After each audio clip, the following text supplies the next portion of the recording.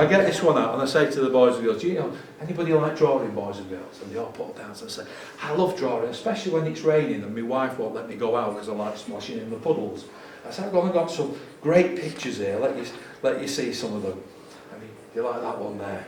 And I said, because I've noticed when people came in this morning, we've all got different sorts of hairstyles. We've got different coloured eyes, we've got different shaped noses and different shaped mouths. And I like this because I can do what pop stars do, but it doesn't cost me as much. Because some pop stars don't like the way the hair is, so they get it straightened. Some people have blonde hair, and they wish they had red hair. Some people have black hair, and they wish they had blonde hair. Some people have no hair and wish they had some hair.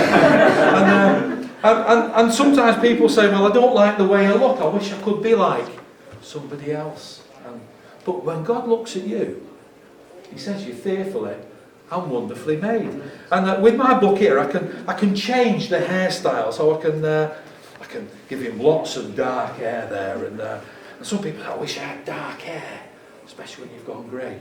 And some people say, oh, I wish my nose was a different shape because I don't like the way my nose is. But you know, boys and girls, you're born with the nose you've got. You can't pick your own nose.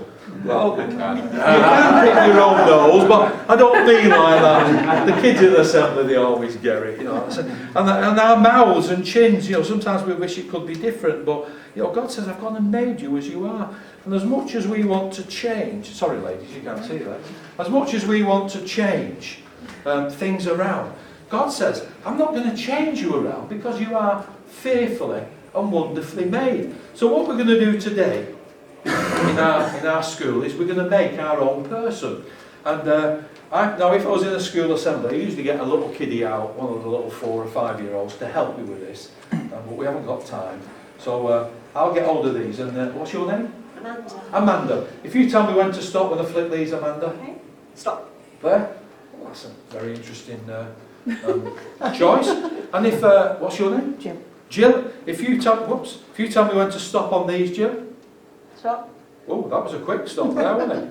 Oh, it was quick as that at the traffic lights. And that lady there, what's your name? Rachel. Rachel. If you tell me when to stop on here. Stop. There?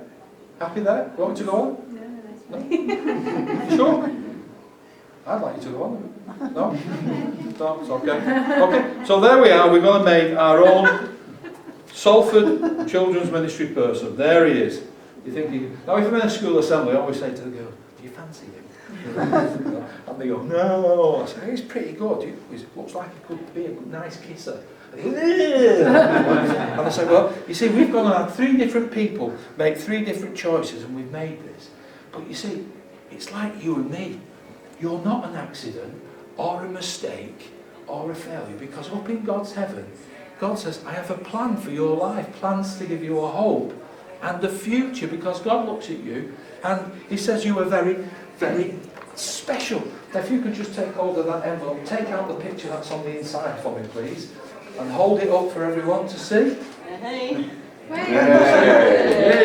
And you'll see, there is exactly the same, because up in God's heaven, he has a blueprint for your life and my life, and he says, you're no accident. I've got plans for you, because I look at you and you're special. And you know, I got a kid out not too long ago to help me with this trip, and the headmistress came to me and she said, I don't know how you do it, Paul. She says, but when they've all done, I'll tell you about. And I got this little 4-year-old out. Her face lit up. The more I'm talking about, you're fearfully and wonderfully made. The headmistress said to me afterwards, she says, what you didn't know, she says, that little girl has just gone into long-term fostering. She says she's with a family. She says her mother is an alcoholic and a drug user. And social gave her a choice. You either go to rehab and get rid of these habits, or your daughter goes. The choice is between your habits and your daughter. And she said the saddest thing was she chose the habits and put her daughter into care. And she says, your assembly, and every time I see that little girl when I go in, she's the first, but he puts a choke in there, because she looks at me and she goes, with that beaming smile, I just think, Yes, Jesus. And normally what I do with these, because you can photocopy these, is I always write on it, you were fearfully and wonderfully made, and then give it to the school, and they either put it up in the classroom or in the foyer, and it becomes a reminder.